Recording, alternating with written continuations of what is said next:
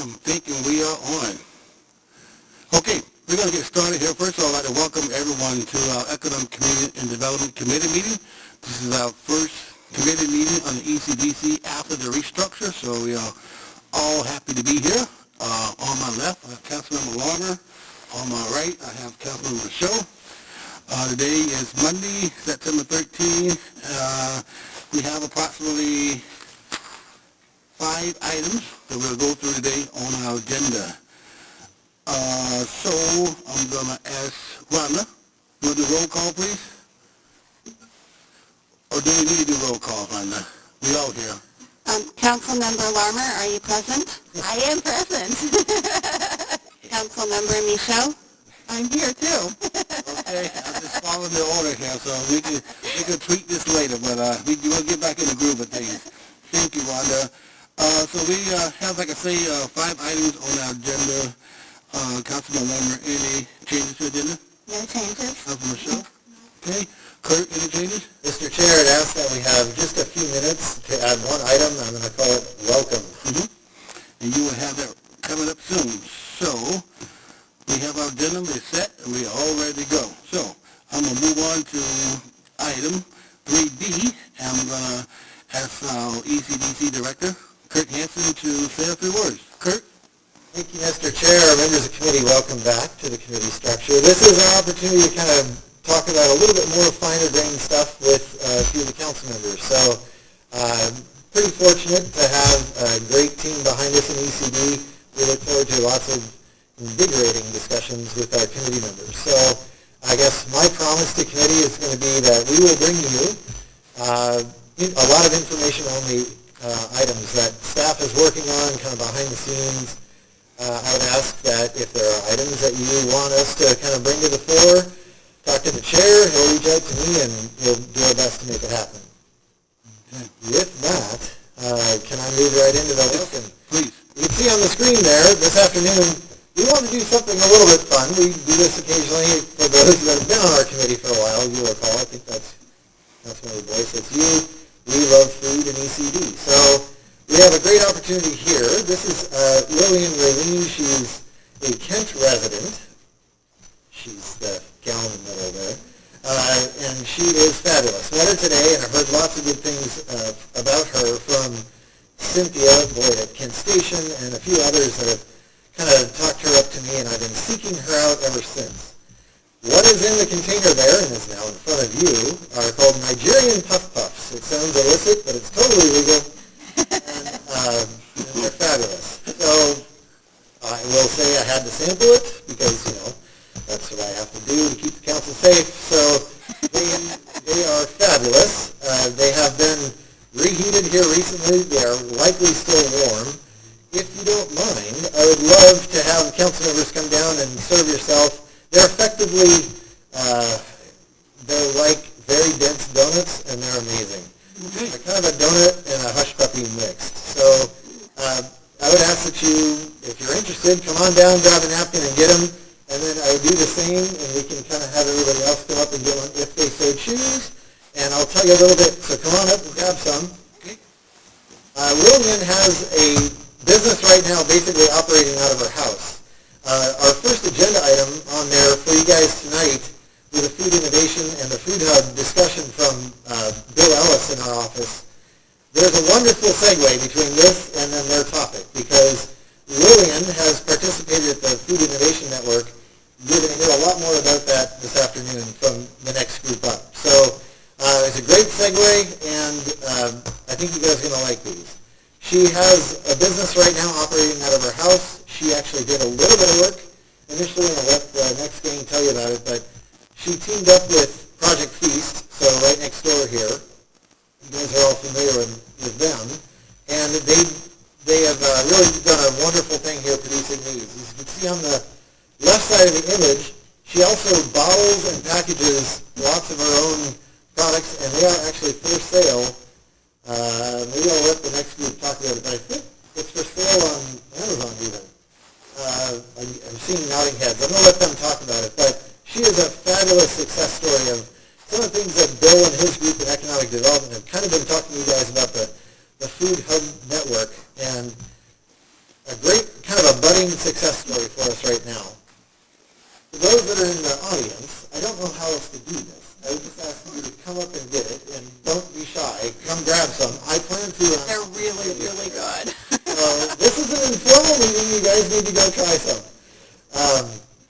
With that, Mr. Chair, I will turn it back over to you. What a nice welcome. Thank you. I feel like a judge on Chopped. That's one of my favorite shows. Need a little more samples so we can compare, but this is a good start. So thank you very much, Kurt. And this is going to happen for every meeting, right? Be sampling every meeting. I think we can do The that. bar is set. You're right. Okay, we're going to move forward. I think one thing I want to my peers on my left and right is this here is our meeting, right? So if there's something you want to talk about, let's talk about it. We'll bring them forward. I think we're all excited to be part of ECDC, and I'm open to all types of stuff for what we want to bring and move forward for the city. So with that said, we're going to move on to item 4A, information only, food bud study, job training and food entrepreneurship service in the South King County. I got Mike, I hope I'm Lufkin, and Kara Martin. Thank you very much for being here. They came for the puff-puffs, I'm guessing. Yeah. Thank you, council members, chair. I could have asked for a better introduction because this is exactly what we're here to talk about. Stories like Lillian are inspiring, and we think that, Lillian isn't just the exception. She's done amazing things, but we think that there's many, many more entrepreneurs like her in the Kent Valley area that could benefit from this project that I'm going to talk about. So I'm going to give you a little bit of an update. As you might remember, I was here.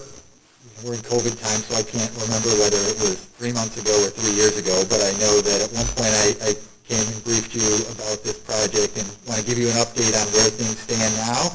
And I'm going to turn it over to Kara and AJ from the Food Innovation Network to talk more about not only Lillian's story, but the work that they do and how this project is related to that work. So just to kind of bring everybody up to speed, my name is Mike Lufkin. I work for King County within the Department of Natural Resources and Parks, and I manage a program called the Local Food Initiative.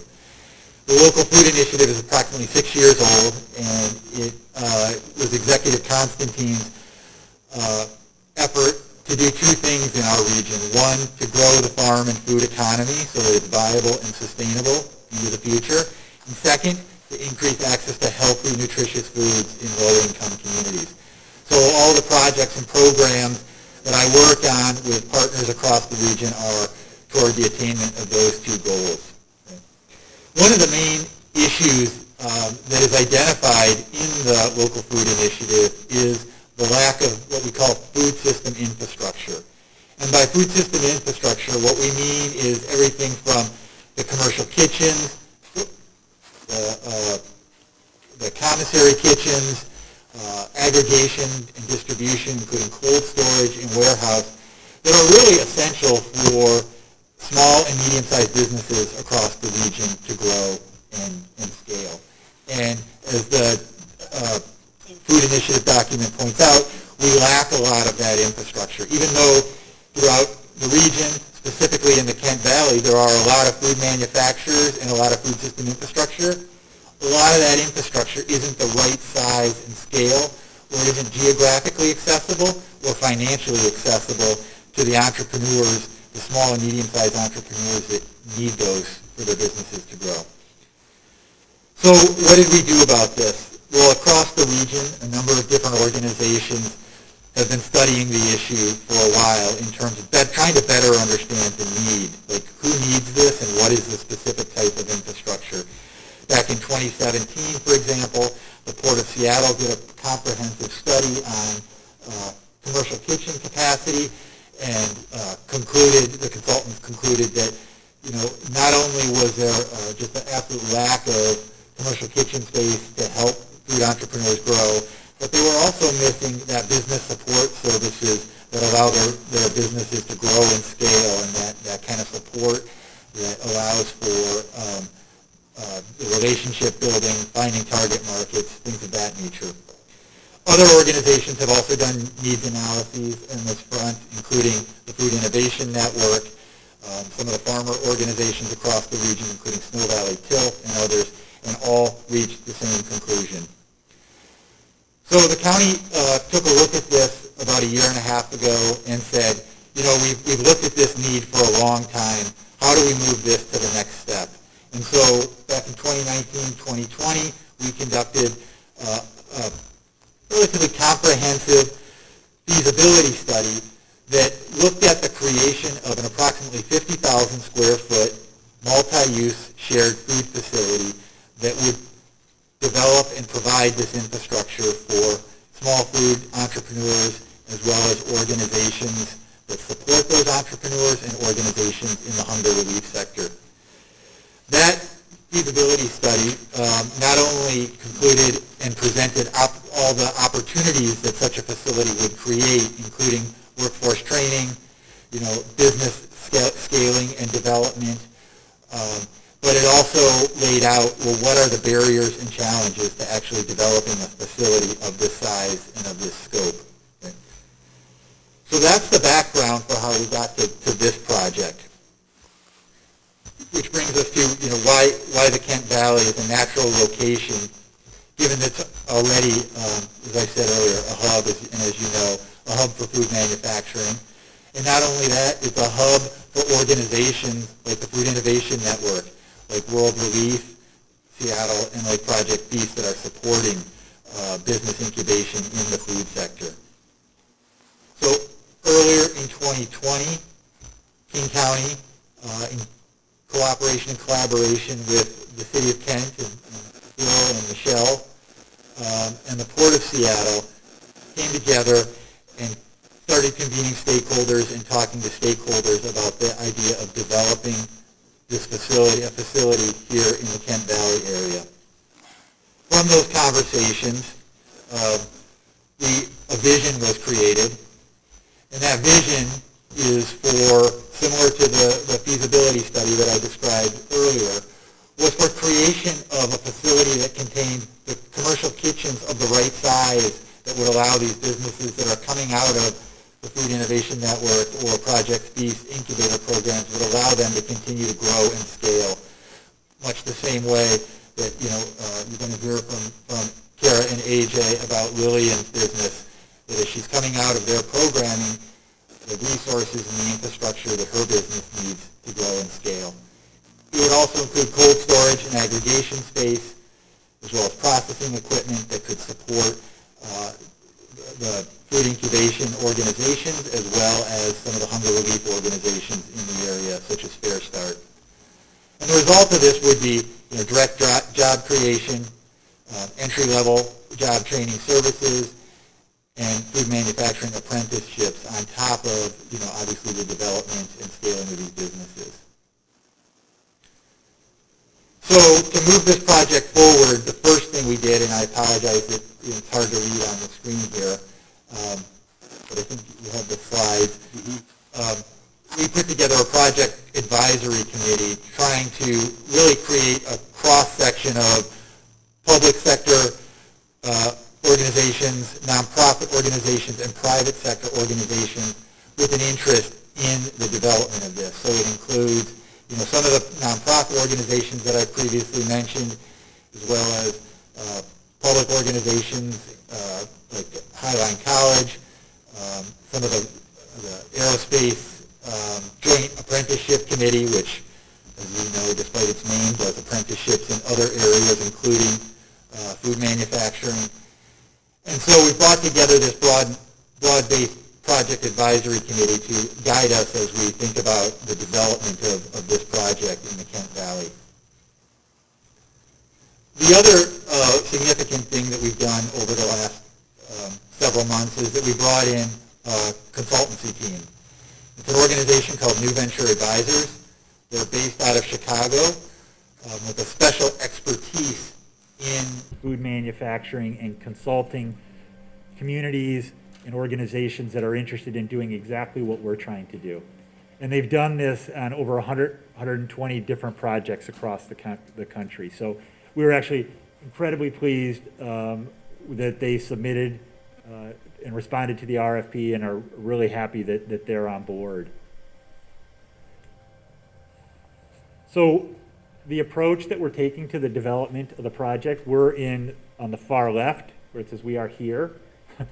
We're right now, New Venture Advisors and the project advisory team, we're doing some of that market analysis. We want to make sure that this project is developed in a way that meets the needs of many of the organizations that I talked about, but just as importantly, is financially feasible and can be done in a way that's financially sustainable going forward. So right now we're doing that outreach to stakeholders and market analysis. And then after that, we'll move into a preliminary facility design and some more in-depth financial analyses. And in terms of the timing, as you can see from this slide, we've held our initial project advisory committee kickoff meeting in August with the consultant. We've been meeting over the last several weeks around a research framework, and they're just getting ready to kick off that primary research right now, where they'll be doing individual meetings with many of the stakeholders to better understand the specific types of infrastructure and ways that entrepreneurs can best be supported through the development of this infrastructure. And then they'll take that information and develop like an operating model that will be turned into ultimately a preliminary facility design. We're looking at, we have several different locations that this potentially could be located at. We believe in this project and want to look at it at multiple different locations, so that if one site doesn't work out, one of those things that we've really tried to focus on is trying to figure out where the best location for this would be, given the scope and scale of the design, as well as the needs of the users. So I will stop there with my presentation, because I want to leave time for Kara and AJ to talk, but I'm happy to answer any questions if you have any. Thank you very much, appreciate it. Councilman Lumber, you go first. Yeah, so question, I just want to Turn clarify. your mic on. Sorry. Yeah. So ownership, so the hub will that be King County ownership, or is this like a nonprofit is developed, or? No, it wouldn't be King County owned. Okay. I think that's one of the things that we're looking at. I think there's multiple ways that these projects have been developed across the country.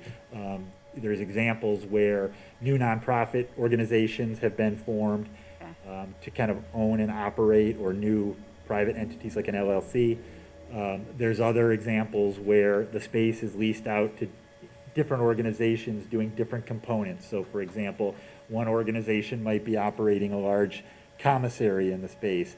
Another might be operating and managing the commercial kitchens that support the entrepreneurs as they're coming through, and providing business support services. So there's different ways that it could be developed, and that's really part of what we're asking the consultant to look at. Okay. Given the interest and the needs of the stakeholders here, what is that pathway forward for the operational part of this? Okay, great, thank you. Councilmember Michelle? So I think my question is related to that, like who pays for this, who, to build it and get it started? And again, I think, that's something that we're going to have to figure out. I think that there are opportunities out there for not only local funding, but also federal funding that's out there. A number of these food hubs across the country that have been developed have benefited from U.S. Department of Commerce funding. USDA has supported many of them. There's a project that I'm working on in similar type project, but a little different. It's a food hub where the county just allocated some funding for that project, a fairly significant amount, about $1 million. I think the first thing is to show that this is viable going forward, and that it could achieve the objectives that we hope it we think it can achieve. And if we can show that, then I think that there are multiple different pathways for funding to pursue. And I know that's not perhaps the solid, concrete answer that you want. But I do think that there are opportunities going forward for some of this. Yeah. And just to tag on to Councilman Michelle, so when you talk about the funding, you said there's lots of sources, so like the USDA, I think you mentioned. So now, would it be under your umbrella to kind of help facilitate that type of funding to the organization, or the organization say, hey, here, go and try to get funding? I'm just trying to understand how that. Yeah, no, I mean, I think, we envision this as the county really trying to facilitate the development of this and working with partners like the city and the port and the organizations that are potentially interested in operating or serving as, whether it's anchor tenants or some kind of tenant at the site. Yes, we would help facilitate and trying to figure out what the best way to fund the development of a project like this could be. Okay, and Bill, is this similar to, I know we were doing some stuff with the incubator, right? So The project piece, which Yeah. he mentioned, which is a part of the Food Innovation Network, and our next guest would be an example of an organization that does operations that, let's say it was the model that Michael referenced, where you have multiple entities leasing in one space. okay. There are potential operators already operating in South King County, and I was hoping today, through Global to Local and their work in Food Innovation Network, to highlight one of those potential operators. Also, I would say, depending upon the site, there are different funding opportunities. Some sites are qualified for new market tax credits, which are a federal tax credit program to help effectuate community development projects. So the Naden Avenue property is within a new market tax credit qualifying census tract. The West Hill, next to Highline College, and the surplus transit-oriented development sites from Sound Transit are also a new market tax credit census tract. Okay. There are multiple funding sources, and the point right now is we're at the pre-development stage saying, look at all the different types of operators that we have in South King County. Have been working at this for about 5 to 10 years now. Look at how could they scale up with the funding opportunities we see either through the federal government or the tax credits or with the public surplus of property that's out there. How could they scale up in terms of infrastructure, and can we create a business plan or an operational model that meets that increase in capital, one-time cost of infrastructure? So that's where we are right now. Okay. And I thought we'd just highlight this work right now because Food Innovation Network is kind of what a great segue. If you don't mind. Our other guests. All right. AJ McClure is the director of Global to Local. Thank you. Good afternoon. Thanks for having us. I'm AJ McClure. I'm the executive director of Global to Local. We're based in SeaTac, Washington. We've been around since 2010, so a little over a decade doing this work. Our focus is to advance health equity here in local communities using global health or global practices that have around the world, really, to address health disparities in a variety of ways, whether it's providing culturally appropriate exercise and fitness classes, or, as you'll hear about a lot today, helping individuals and families grow and build successful food businesses. So the Food Innovation Network is one of the earlier programs of Global to Local. It's been in formation for about eight years now, really kind of starting out at the ground level. It really focuses on really two main components. One is addressing food insecurity in South King County by providing access to healthy foods. We do that through a weekly farmers market up in Tukwila, where we work with a lot of businesses and farmers here in South King County, some of them in Kent. And then also helping businesses, people who are looking to start or grow their food businesses, and helping them address various barriers, whether it be cultural, economic, to help grow their business. And so we've started that program in terms of recruiting businesses over the last several years, and more recently have gone into and opened up our space literally a week ago last week, up in Tukwila Village, in the new Shag development up there by the New King County Library, right off the TIB. And so Kara, our program director, will go into more of some of that work. But we have been partnering with South King County partners ever since this started. This was really a groundswell of work that started really listening to the community and seeing how we can best support some of their needs, particularly around building and developing healthy, thriving lives. So I'll pass it over to Karen. She can talk more about our program. Hi, thanks for having us today. So I was just thinking, it was a little over 4.5 years ago, that the incubator for Fins actually started just a couple blocks away. We shared the space with Project Vista at the time, and that's what allowed us to get the program up and running and to figure out what we needed to do and design the facility that we are in now. Those were funds that came through the Port of Seattle. And the goals of our program are to support the businesses and to really create a supportive business network. And so we can't do that alone. And it's not based on getting them into a single kitchen. It's us thinking, where are they going to be 3-5 years down the road? So our kitchen right now is designed for where they're at now, but while they're in our 2-year program, we're really thinking where they're going to be. So in our first couple of years, we really worked with the businesses to think through, like, what does this space need to look like? And we ended up designing a Spice Bridge.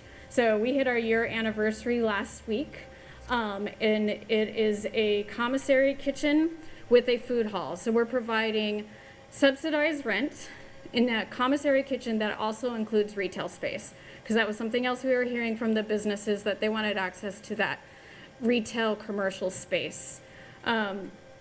So we have 8 businesses that rotate through these kiosks. You can see, you're welcome to come and visit, have lunch, dinner, and I think that'll give you a real taste of the whole global food businesses that are here in the area.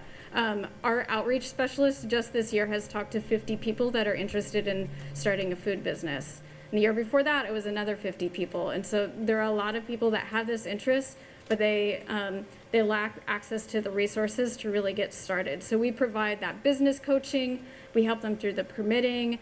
Today, we just did a training on packaged foods. A lot of our businesses and what they're seeing, just like Lillian's food, you saw the photo with the sauces. She actually just texted me that photo before coming to this meeting. But she outgrew our space very quickly. She is selling through Amazon, and she got into PCC markets and all the stores. So what she's doing, she uses our kitchen for production, and then she's using our home for storage.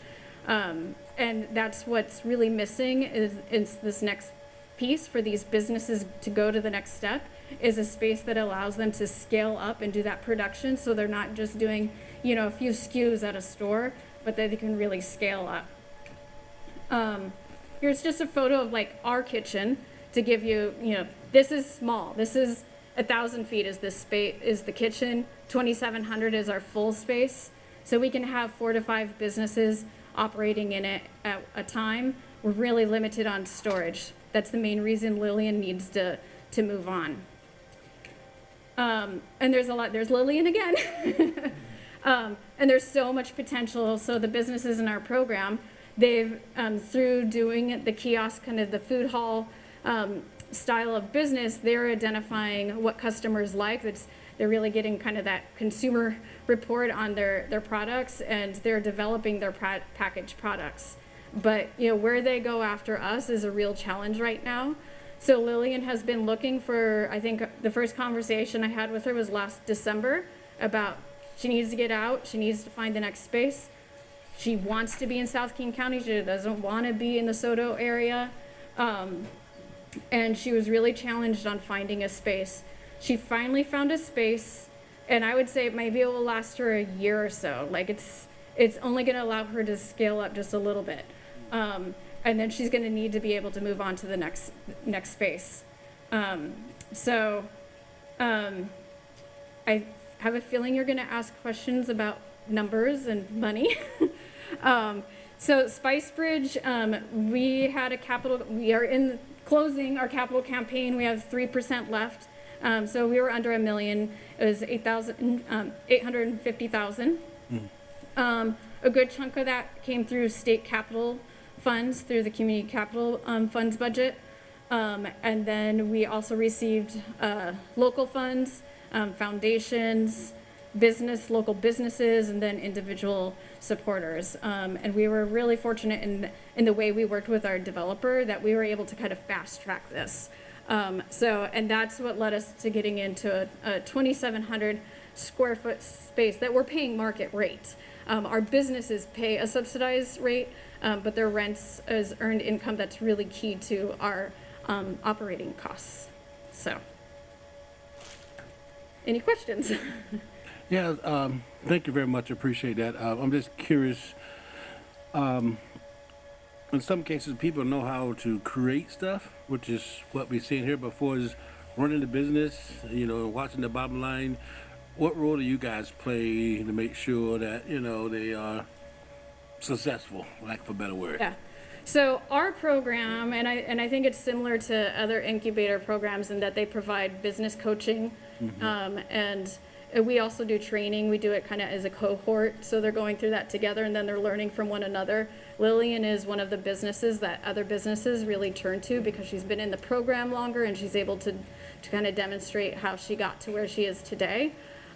So that's why today we had a packaged food training, and that included having staff from Washington State Department of Ag were part of that training, as well as some other packaged food businesses, so they can get a good understanding of kind of the steps to get them to where Lillian is. And Lillian, in fact, was on that panel as well. We also work very closely with other partner organizations that provide that more extensive business development training, because we really focus on the food part, but we work with Ventures Nonprofit and Business Impact Northwest, where they're doing the coaching, and they can get into making sure you understand how to set up your books and do cash flow. We, as a program, ask for financials to be shared with us on a regular basis, so we can help track that, as well as them kind of reporting on other things, so we can track while they're in the program. So ideally, when they graduate out, they have a good understanding of how to do those things. Okay, awesome. Well, I would challenge each one of my peers to my left and right. We should go down and try to visit some of that. You can tell we love to eat, right? So Let me know when you do. we should try to go do that and support it. So, Absolutely. Councilman Larmer, any more questions, thoughts? No, I think it's really exciting. I know that, the food provider communities have been asking for this and seeking something like this for a long time. So I'm excited to see us moving into the pre-development phase. Councilman Michaud, any comments or questions? Thank you for the presentation. Appreciate it. Okay. Thank you. Appreciate it. Great job, guys. Keep up the good work. Thank you. Okay, we're going to move on to item 4B, information only, permit process, and good old Amanda software update. Well, good evening, Mr. Chair and committee members. We haven't seen each other in a while. Just to remind you, I'm Matt Gilbert, Deputy Director.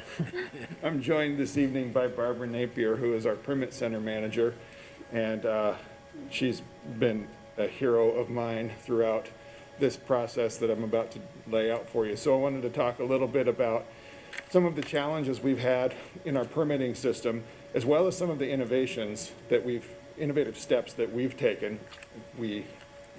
Barb has really been the impetus behind a lot of those, to solve some of the problems, to make things better, and then where we're going in the future, as the future is coming up quickly on us, fortunately.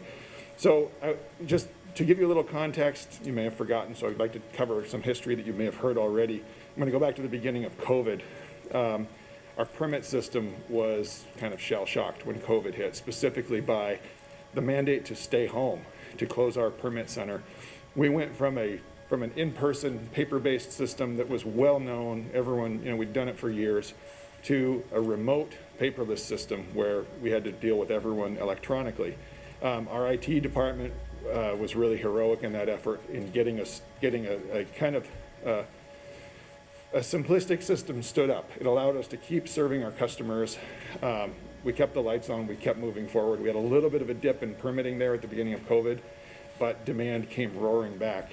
And I'll just say that that system, which we're using today, was really 3 big pieces of software That was our existing Kiva system, which used to be everything, pretty much the extent of our responsibilities. There was data entry, there was permit histories, things like that, details that needed to be entered into that. But we also have an electronic plan review module that is a whole nother beast that requires setup and care and feeding in order to make sure that these electronic plans get distributed to all of our reviewers in the system and can go back and forth between our applicants and the city.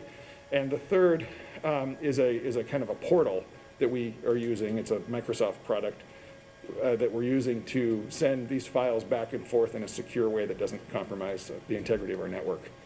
So what that did was really triple the amount of labor that was involved in the logistics of just taking permits in from our applicants and sending comments back. You know, all of the logistics, all of the back and forth exploded in terms of labor required. So that's something we just weren't staffed for. So we were learning. As I said, we dipped down in demand for a while, but that demand zoomed back up. Our home applications dipped somewhat in 2020, but in 2021, they're right back where they were in 2019. They're actually a little bit higher. We've also had a ton of demand with e-commerce growing during COVID. We've had warehouse developments that have come online, which require not just permits, but a lot of consultation. There's building permits, there's mechanical systems and plumbing systems. They get pretty complicated. There's also this new issue that we have of the 5G system that's rolling out. The telecom providers are looking at various, little nodes all over the city, all of which require permits. So that's really driven our volumes, as well as some of the complexity of what we do. So what I'm saying is that we're delayed. I mean, it's really slowed us down. We've done a lot to try to address that. But I wanted to say one other thing about delays. When we're in a hot construction economy, it's not just the cities who feel the strain from all this demand. It's also the professionals on the private side, the architects and the engineers and the contractors. They're all stretched really thin. They have long to-do lists. Things take a while. And so we look at our performance as a cumulative timeline. How long does it take to get a permit? That's the big question. Well, we've added some delay, no doubt. That's also occurred from the private side as well. So it's a sort of a systemic problem at this point that, labor is hard to come by, including professional labor. So as I think something that's interesting about this is that there's no playbook for any of this. It's really been, we've had the success that we've had to the extent that we've had it because we've been paying attention. We've been communicating with our applicants. We take calls all the time. We're trying to kind of triage things, keep people moving. We don't want projects to fail because a permit takes too long. Sometimes that means we grab their hand and say, let's go, take them to the front of the line once in a while if there's a crisis. We do a lot of crisis management right now. But really it's been a matter of, like I said, communication, paying attention, and just being innovative.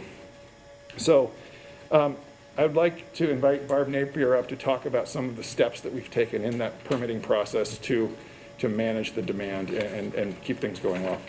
Barb? Hi, committee. Thank you for having me. If you can't hear me, let me know. I tend to have a low voice. So again, I'm Barbara Napier, the Permit Center Manager, and I think I've talked to a few of you in one capacity or another regarding permitting. As Matt kind of elaborated on or touched on, when we first went electronic, we opened our floodgates to applicants to submit their applications 24 hours a day, 7 days a week. And we were not prepared for that and how to quite handle it. By the end of 2020, we had a backlog of many, many months of just getting applications into the system. So we put our heads together and we decided we were going to go appointment-based, and that would give the applicants predictability. As you guys may remember, we closed the Permit Center down for 2 weeks in January to allow us to get caught up and get everything entered, and we had over 500 applications to get into our system. Starting mid-January, we went appointment-based, and we did that with a software that we had planned on turning on in March of 2020. It's called QLIS, and that would help manage the sheer volumes of physical people we had in the Permit Center at that time. I mean, there were times where we had 20 plus people and we had 4 or 5 permit techs, and we just were turning people away at the end of the day. So now they have appointments. They're predictable. They know that on, Monday at 2 o'clock, they have an appointment with a permit tech. At the end of that appointment, their application is in the system and ready for a review. So we still have appointments that are out till October because of our sheer volumes, but we're approaching those systematically, and questions are answered at that time with the permit tech, and paperless submittals are coming in, reviewed for completeness, and they're on their way. So as Matt indicated, there is some delay just based on volume, but the process is predictable, so I know when I have an appointment. Also, as part of that, we've hired some temporary staff to help. We've got 3 new temporaries, and they're helping with reception, answering phone calls that kind of went by the wayside a little bit when we went home. Calls were going to the mayor's office, maybe to council members. That is almost stopped. So we've got somebody that's just focused on answering phone calls. Our previous receptionist person is doing triage. We have hundreds and hundreds of emails that come in daily. How do I do the process? What's the status? Can I get in earlier? And that individual is just constantly responding to applicants. The other 2 are handling the OneDrive portal that Matt talked about, sending that out to people, helping them explain how to upload their documents and their applications, and then just triage again, just trying to meet the needs, of the public. And at the time we went home for COVID, I had a brand new employee. She'd been with us 1 month. And so she had to do training on all those systems Matt talked about virtually. So I have to say, as part of that, we have a real rock star team. They all just met this challenge with dedication, loyalty, and just a drive to move forward. Matt also kind of mentioned that we are constantly in contact and communication. All of ECD, I believe, Matt, Kurt, myself, our staff, are fielding phone calls of questions with applicants of, why is it taking so long? Can I get to the top of the list? And we do listen, and I listen very carefully for different types of concerns that they have.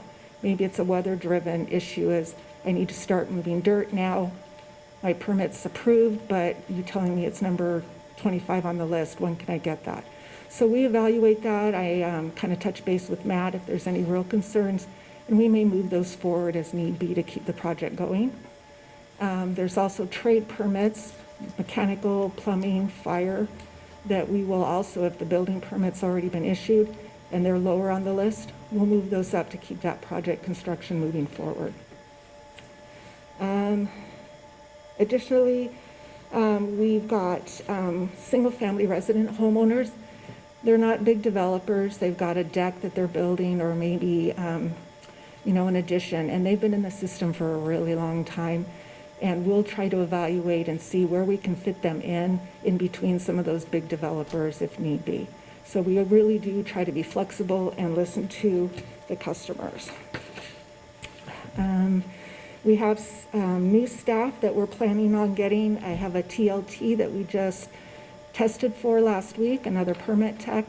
Hope to have interviews next week, and we can just have one more body into the mix as we're dealing with these volumes. Part of our staff right now is doing testing with Amanda, which we'll touch base on here in a little bit. So I have a couple of staff members that aren't able to do the day-to-day permitting, and that's kind of, again, affecting our workload.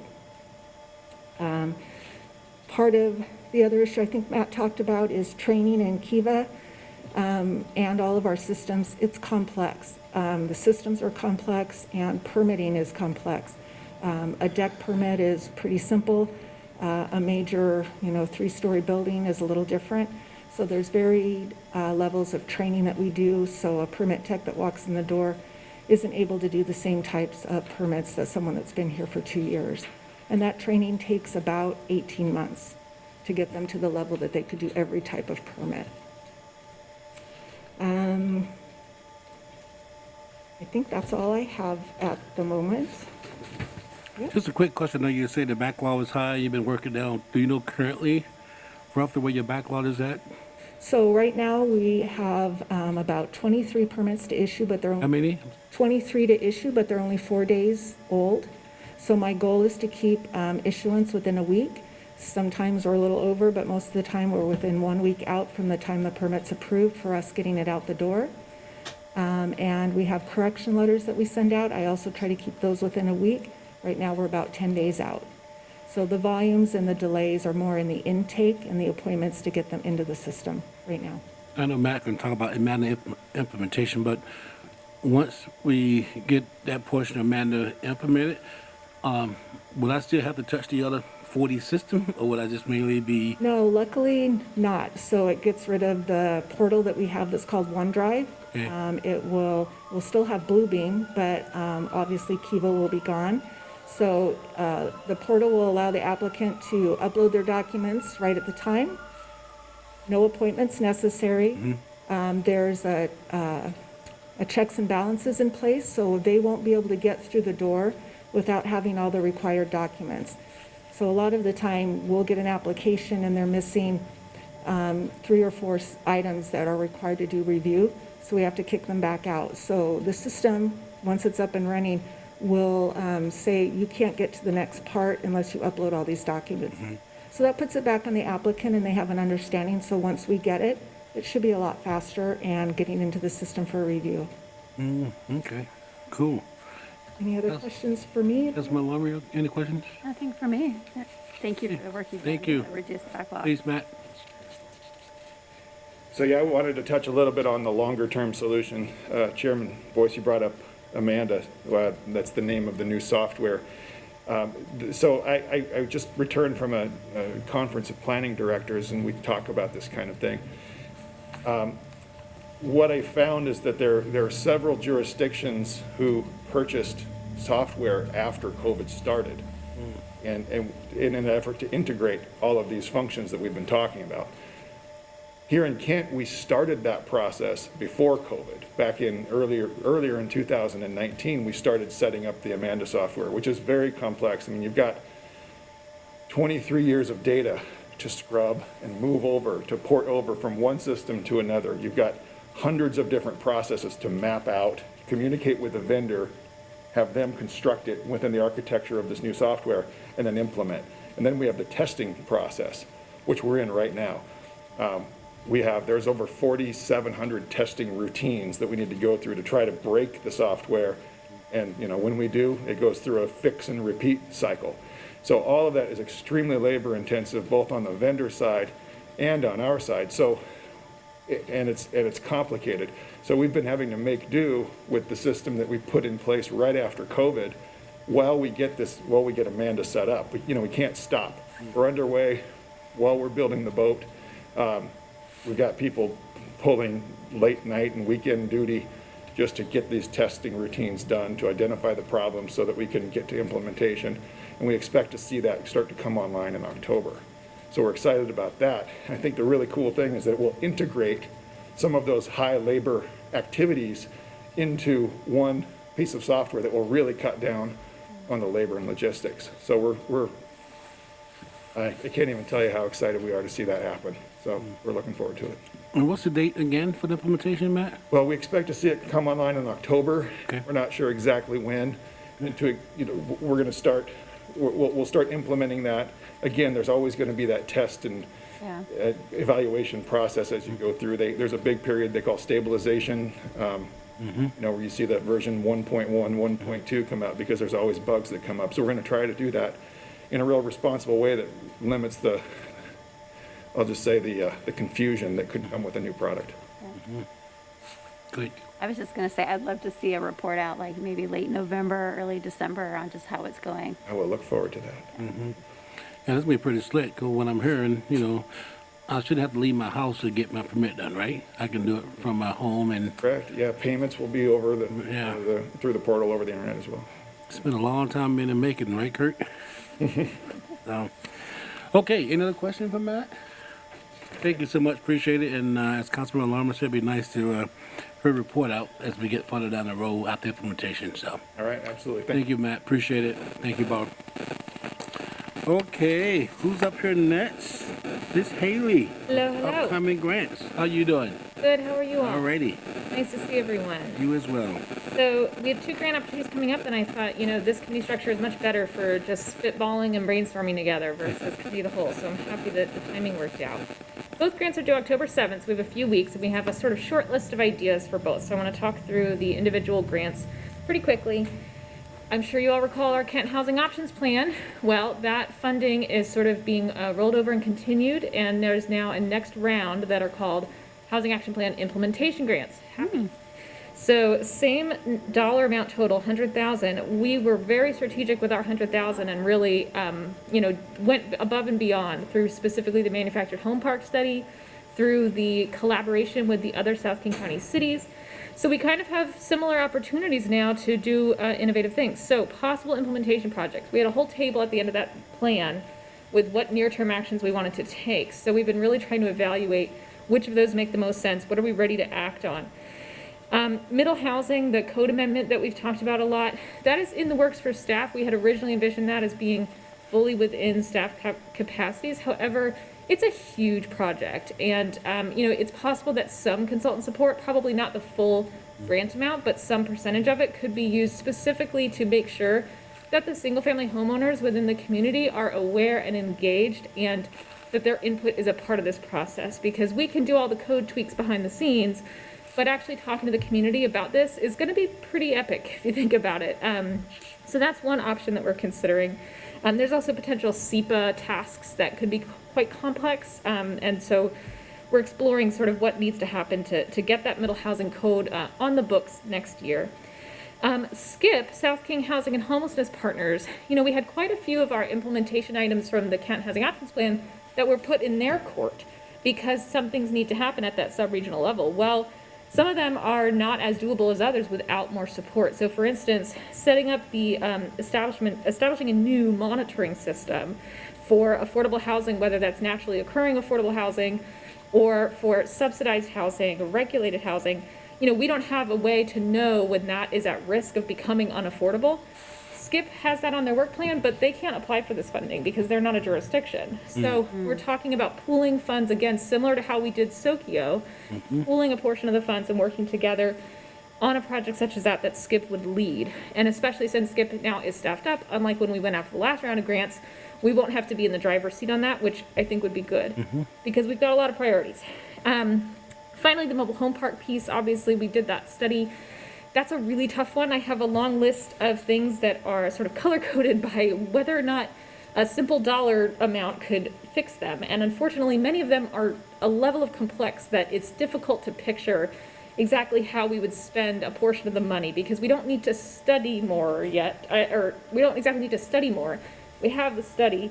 Now the problems are sort of really well articulated and the solutions are not like, just buy this, and so we're working on what options we have there. It may be that we need to build more internal capacity, such as, creating an interdepartmental team or something, so that we have a little bit more of a structure to be able to take further steps, because it's just not something that you can hire out and ask someone else to solve for you. So that's the Happy Grants. Those are the ideas we have, but I absolutely welcome your input about other things from the Housing Options Plan that you were hoping would happen ASAP or soon, or you were excited about. And there's obviously a lot of detail that I was sort of skipping over there, but those are what we see as the kind of most obvious opportunities. The transit-oriented development implementation grants are something new. I'm not exactly clear if it's the same funding source, but Commerce is again sponsoring them. And this is about facilitating TOD in areas of high-capacity transit. Now, we already have TOD zoning downtown and Midway, but with bus rapid transit coming, and thank you, Rhonda, for the map, we have areas of land that we have not studied for their transit-oriented kind of zoning. And so we have a sort of an option here between spreading out and studying all of the different colors, all the different corridors of colors that you see on the map, versus focusing in on perhaps the most certain of those, which is the Rapid Ride I line, which is in red. It's the one that goes up from Auburn into our downtown, down along Canyon, and then up Benson. So Rapid Ride I is coming online, I want to say 2020, very soon, in the next few years. The others don't have years identified. So we're kind of juggling between the idea of, If we were to study some of the other corridors, we don't know their exact alignments. We're not sure if we would study the right thing, but it might help incentivize getting that transit sooner versus should we go all in on the Rapid Ride I-line and really try to get much farther along in terms of updating our zoning versus sort of studying what can happen. I'm inclined probably to go the second route and to really get our zoning changed around the Rapid Ride so that we don't have like more steps we still need to take. And then, you know, as the other Rapid Ride lines become a little more clear, Metro kind of commits to different years or different alignments, we can do the same thing for those. But I think there are benefits to both ways, and so I just wanted to bring both of these grants to the committee's attention to see if you all had any thoughts, and I'm happy to take any questions. Well, I'll go just first here. I think with the Rapid Ride, we know that's coming, right? So I think the more we can do to be ready when time comes, I mean, that makes sense to me, right? Versus there's lots of stuff we can do, but there's a lot of stuff we don't know. But we do know about the Rapid Ride is going to come in the next couple of years, I'm assuming. So that would be my proposal, that we focus on that and get everything we need to do, zoning and everything, so when the time comes, we're ready to go. Yep. So. I would agree with that. I would second that I think we need to focus the money on what we know, you know, the known quantity that's coming in.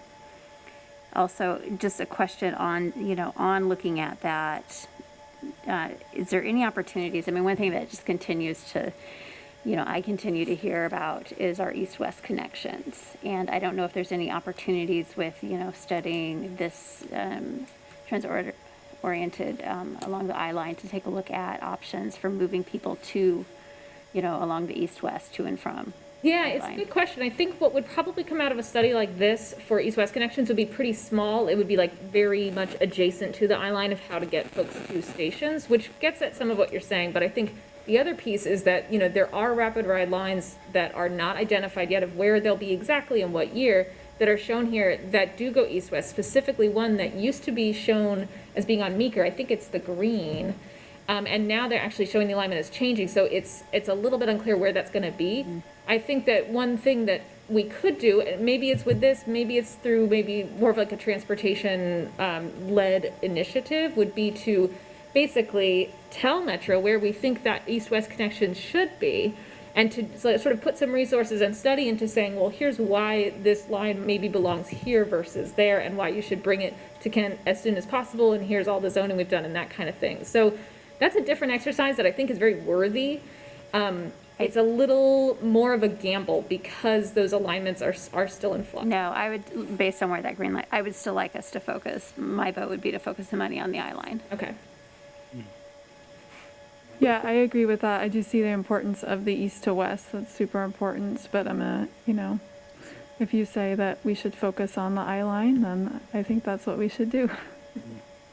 So, to make sure I understand, so, I mean, like a party one, party two, are we talking about the rapid being option one, and then the east-west, what I'm hearing Molly saying? Well, when I say I have concerns about east-west, I'm hearing it from residents. It's more the east-west to get to Benson. Get to the Right. You know, yeah, it's more that yeah. along 240th, along 248th, along 212th. Right.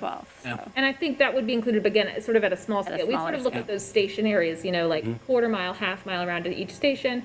We would draw a buffer and say, this is the scope of the study. Okay. And by the way, I didn't mention, it's in the memo, but we applied for candidacy. It's such a confusing thing. Candidate countywide center designation. It was in the CAO report, if you're able to take a look at that. I can give more of an update later, but essentially we committed to doing a sub-area plan around Canyon Ridge Center, which is on the I-line, and this is a wonderful source of funding to do that sub-area plan. So as you know, we have sub-area plans for downtown, for Midway, for the Valley. Now we'll have, again, a really strong planning document for the area around sort of Canyon to the Benson, sort of basically around the school, near the school up to 248th, I think it is. So I can give you all more of an update on that, but that would be a part of this. We'd get to do zoning, we'd get to do a sub-area plan, we'd get to really get into detail on some of those connections. I think that's probably a really good, solid, like self-contained project. We may miss out on some of these longer term conversations about how the transit will move eventually. We'll have to just sort of, you know, plug into those as we can in the future. Any other thoughts and questions? Yeah, I had a question about the first one. Yeah. Can you explain more what the monitoring system is? Yeah, I don't have a lot of detail on it exactly, but essentially this was already something that was on Skip's work plan, and then it was also identified by our consultants as something that would be helpful to do. And it's basically saying, where are apartments that are affordable today? What risks exist to those units for becoming unaffordable, such as a property sale, such as if it's something that received grants to be able to subsidize the units, those grants expiring, things like that. Now, not all of them are predictable. There's not necessarily things that are intuitive that you can immediately do if that happens, but it could be an example of where we would go out and say to, Low-Income Housing Institute or King County, hey, we found out this property is for sale. Maybe it would be helpful if you bought it to be able to preserve those units in affordability. That's an example, but many people have different ideas about this kind of monitoring system, and that's part of why it makes sense for Skip to do it, because this is not data that the city has. It's not something that the city can just obviously buy our own properties, right? So Skip is really a great place for this. That means that it won't necessarily be what I picture or what you picture. It'll be how Skip wants to see it, play out. And I think that, as they're staffing up, they're building capacity, but they can't just like create a database and, that's sort of a big project. So getting it up and running it would be something that presumably they would be able to update. And then presumably the Skip board would have actions they would take based on what was found. But that's pretty extrapolating. You might want to ask Angela at Skip for more information about what she's thinking. And if she lets me know, I'll let you know. Okay, we good? Well, I was going to say, yeah, so I think with the 100,000 for the housing, my priority would actually be towards those affordable housing monitoring systems and the mobile home park preservation. I just think with, what we know is sort of a looming need. If we had to prioritize between everything on that list, those would be my priorities. Okay, thanks. Okay, Hayley, we get enough from us. We'll be good. Thank you, appreciate it. Thank you. Thank you you very much, Hayley. Okay. Hey, Kurt Hanson, reappointment to the PFD board. Thank you, Mr. Chair. So our first action item, or item for action consideration tonight, this afternoon, is a reappointment. So I don't have the paperwork in front of me, but I can do this. So this is position 2 of the Public Facility District Board. We're recommending a reappointment to Mr. Greg Hafner. Greg Hafner basically was a stand-in. He agreed to take the place of retiring Mike Miller.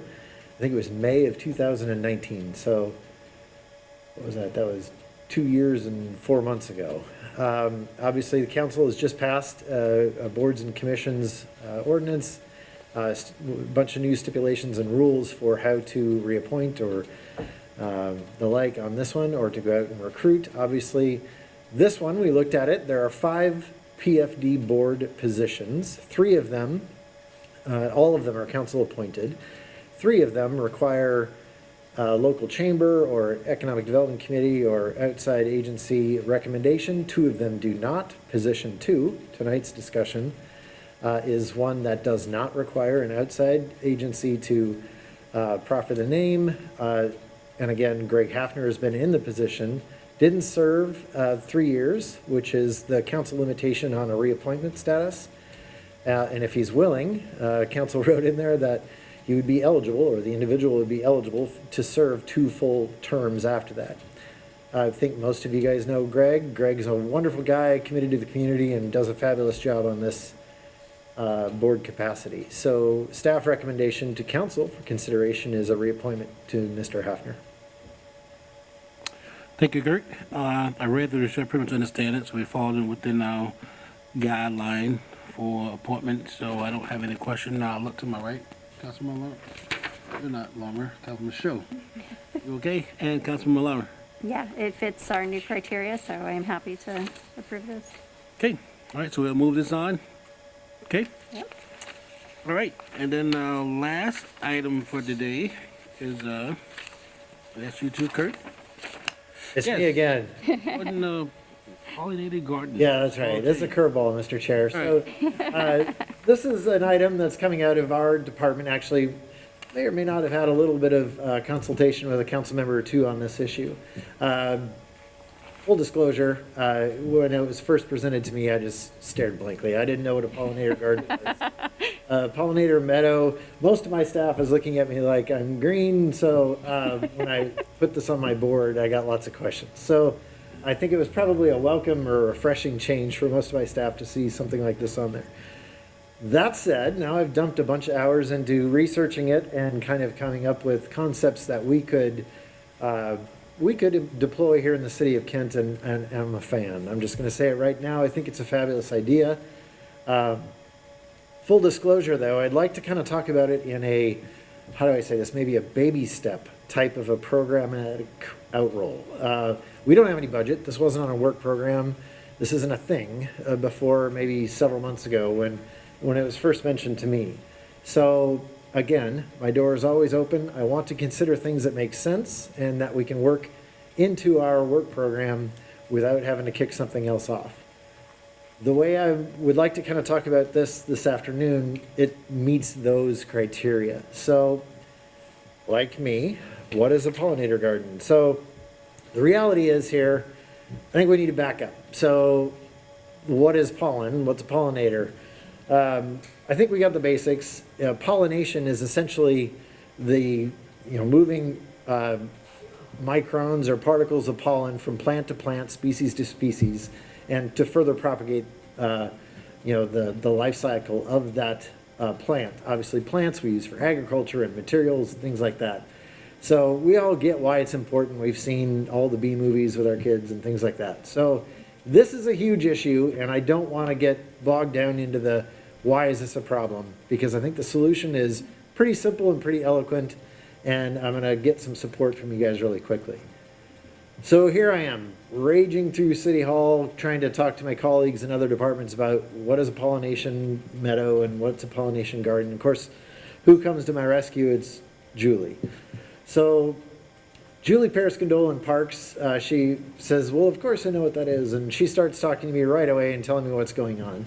It's probably has been seen by council members before, but this is a recent addition up at West Fenwick Park.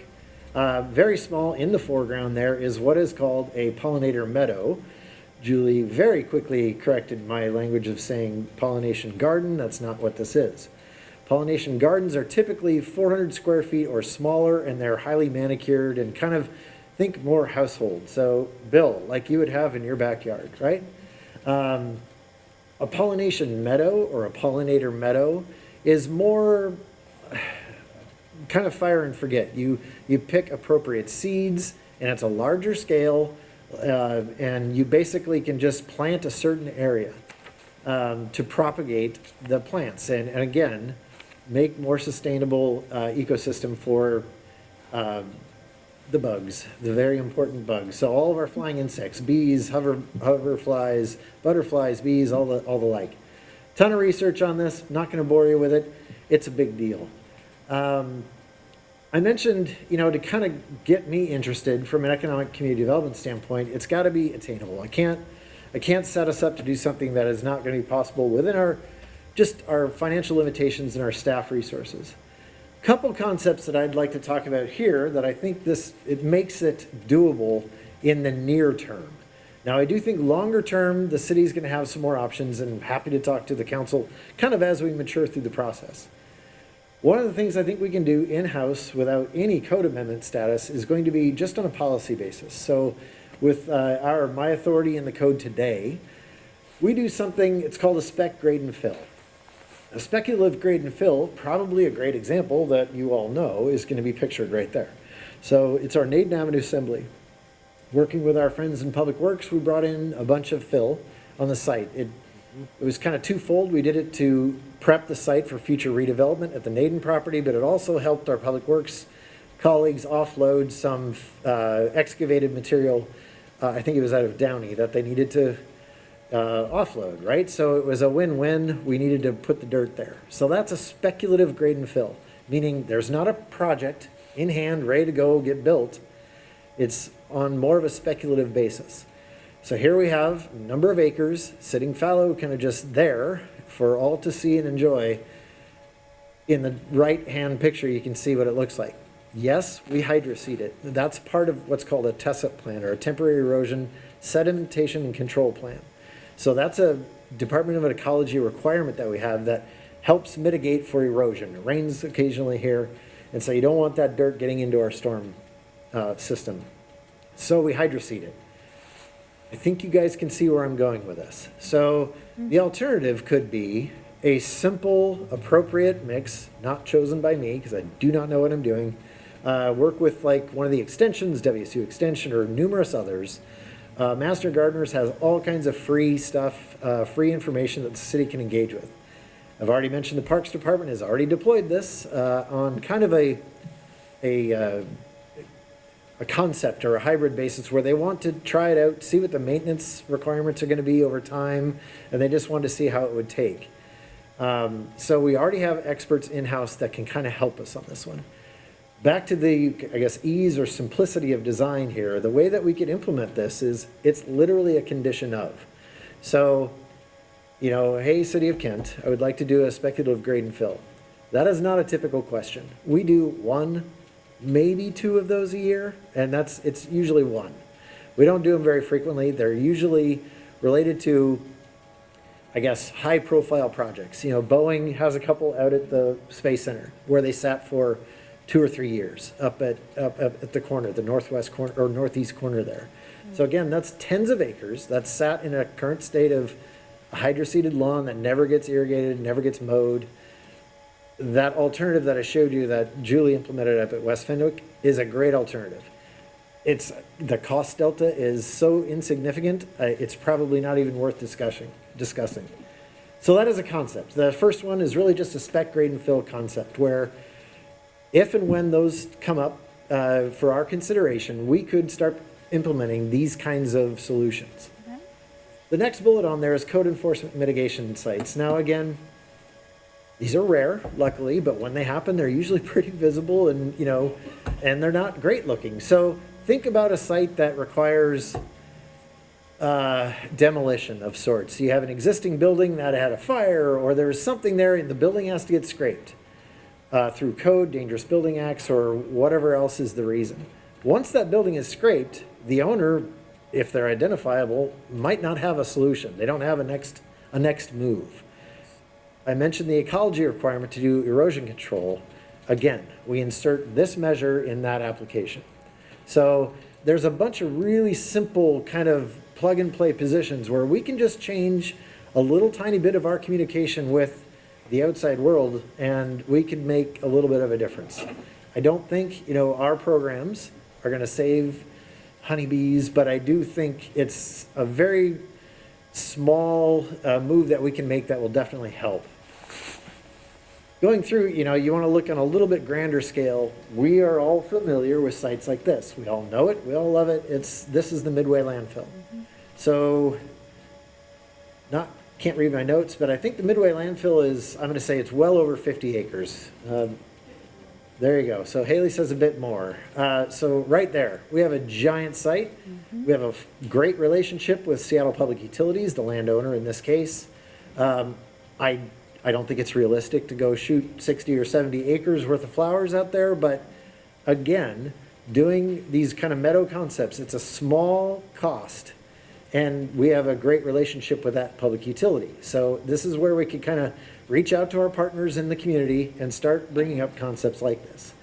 Obviously, SPU also owns the Kent Highlands landfill right at Veterans Drive there. That one's actually over 100 acres.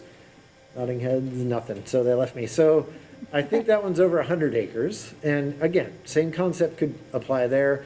Maybe this is probably an outlier, but trying to think of other public partners that we have. Obviously, King County, you know, they have holdings in Kent. I can't think of any large yards, but we have a public partner there where we could kind of reach out to them and just say, hey, look what we're doing. You should do it too. The other one would be school districts. That said, I have 2 children. There's the obvious issue of stinging animals and kids. So, you know, I think there has to be some deliberate attention to that. You don't want me designing it, but I do think we have a partner that we could at least talk to if done very sensitively. I think the pollination gardens would be a great education tool. Full disclosure, they could be way ahead of me on this. They might already have something like that in their programs. But I think it's a worthy pursuit. I think it's a pretty simple lift, and I want to kind of talk about it with the group. Covered most of those, more pretty pictures, but I want to assure the committee that I would not be here talking about this issue if I didn't think it was an achievable kind of check for us to take in the, kind of progressing the environmental issues that are definitely going to be pushed on us in the next 5, 6, 8 years. So this is one it's info only. Just want to kind of talk to the council about it and see what the committee thinks, and really that's it.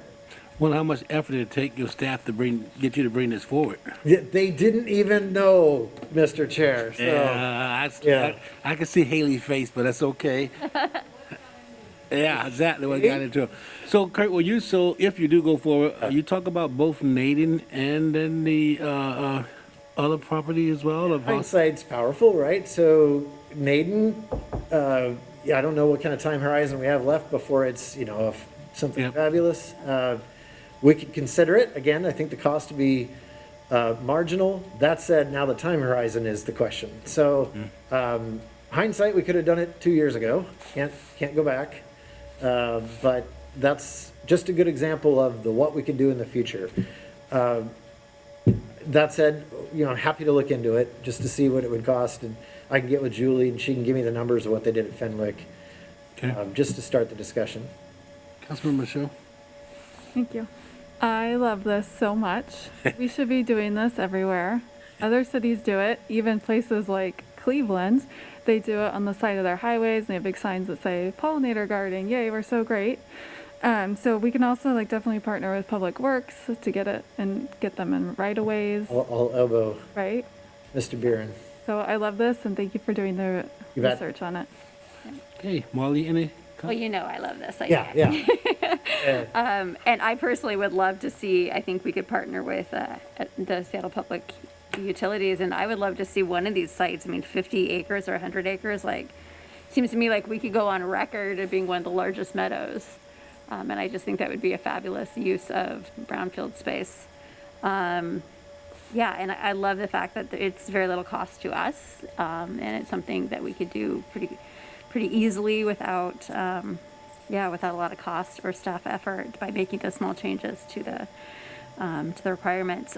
Question I do have, there near where I live, there's a subdivision that obviously has funding. I don't know what the situation is, but it's obviously been sitting empty for years. They started improvements for a subplat, and it's fallen through. Is this something that we could say too for those type of private investments that they, instead of just weeds growing over this half-done? Sure.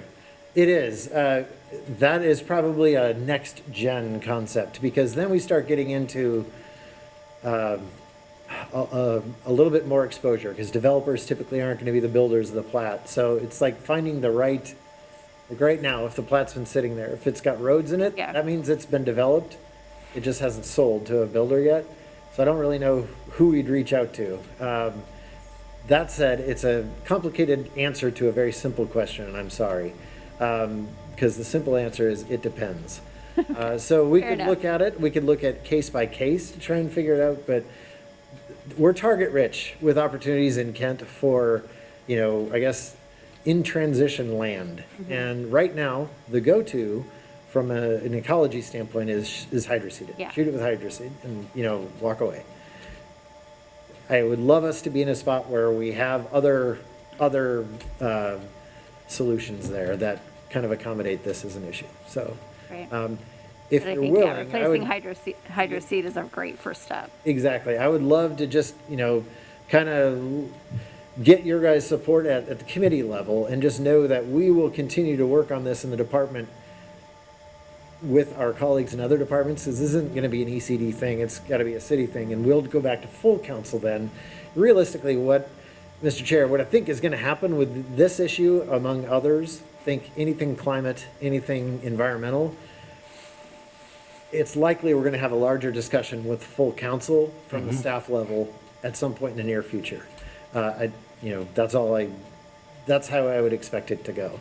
This should be included in that, and then how we kind of evolve from this as a basis is going to be key. But there's a million issues that are ahead of us. Because I never would have came up with this here, but I support it, like my council member, so I think it's a good thing. We should try. You don't get to try too many things that doesn't cost too much, right? So this is one of those. So any lasting comments, Councilmember Michelle? Yes, I would just also say that when you're talking to Public Works and Parks, you can mention that it takes less maintenance because you don't have to mow it. Right. You can just let it be. Yep. Right.